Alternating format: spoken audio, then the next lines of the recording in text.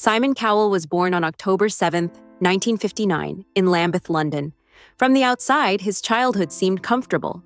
His family lived in Hertfordshire, a pleasant town where life appeared orderly and secure. Yet inside the home, young Simon often felt emotionally distant from the people around him. His mother, Julie Brett, had once been a ballet dancer and moved through life with elegance, while his father, Eric Cowell, worked in the music industry and believed deeply in discipline and achievement. Love in the household was rarely expressed openly. Simon later admitted that while his parents cared for him, warmth and encouragement were not always easy to feel. As a result, he grew up searching for validation in subtle ways. That quiet hunger for approval would later become a powerful motivator. Long before television fame or music empires, Simon Cowell was simply a boy trying to find his place in a world that often felt distant. A difficult path. Through school was not where Simon found comfort. At Radlett Preparatory School and later Dover College, he often struggled to fit into the strict routines expected of students.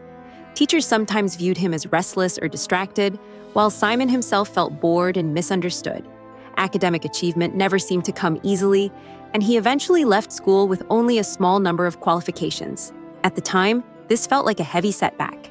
Watching classmates move ahead toward university or careers created a sense of uncertainty about his own future. Yet these experiences quietly shaped his personality.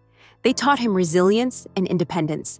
Simon began to realize that traditional paths were not necessarily meant for everyone.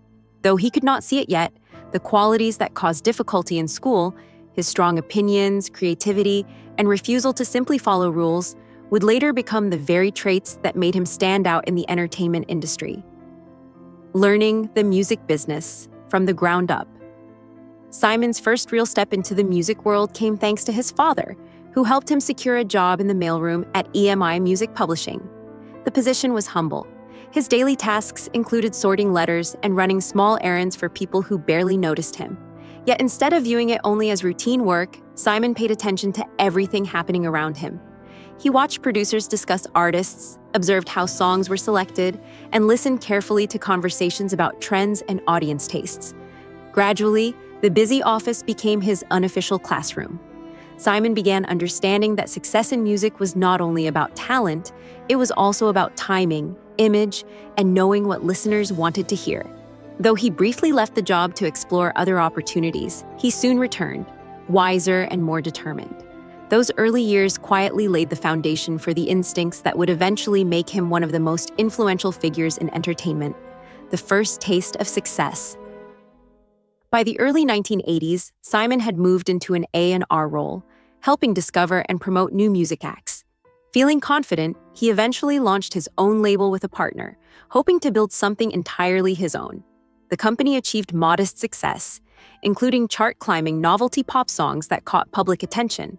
For Simon, this period felt exciting. After years of uncertainty, he finally experienced recognition within the industry. The lifestyle improved as well, with new opportunities, connections, and financial rewards. It seemed like the beginning of a long upward journey. However, the music industry can shift quickly. Trends changed, and the label struggled to keep up with evolving tastes. Within a few years, the business faced serious financial problems and eventually collapsed. Though disappointing, the experience taught Simon invaluable lessons about risk, timing, and resilience. Even in failure, he gained insights that would later shape his comeback. Starting over after setbacks. When his label closed, Simon found himself facing a difficult chapter.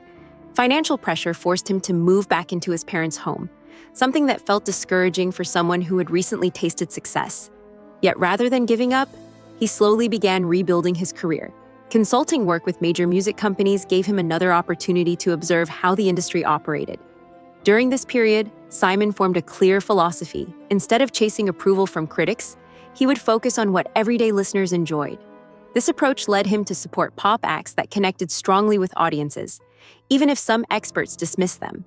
The results spoke for themselves as these artists sold millions of records. Simon's reputation began recovering, and his confidence returned. Looking back, he often described this stage of his life as one of the most important learning experiences, proving that persistence and adaptability can turn setbacks into stepping stones. Building a global entertainment empire. After the success of Pop Idol, Simon expanded his television presence internationally. In 2002, he joined American Idol, which rapidly became one of the most watched shows in the United States. The program introduced audiences to stars like Kelly Clarkson and Carrie Underwood. Soon after, Simon launched The X Factor and later the Got Talent franchise.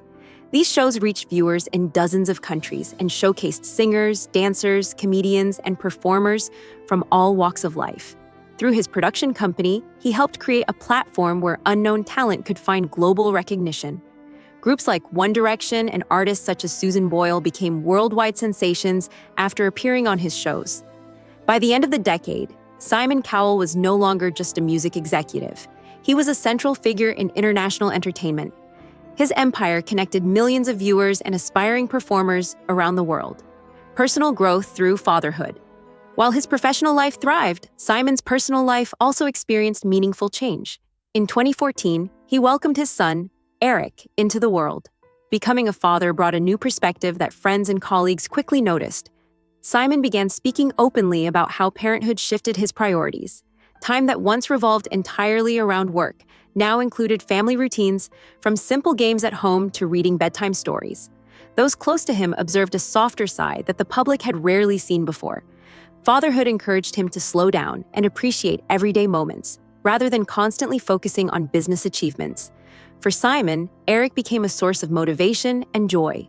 He often shared that watching his son grow reminded him that success is not measured only by professional milestones, but also by relationships and the memories built with the people we love. Learning to slow down. In later years, Simon also experienced moments that reminded him how important health and balance are.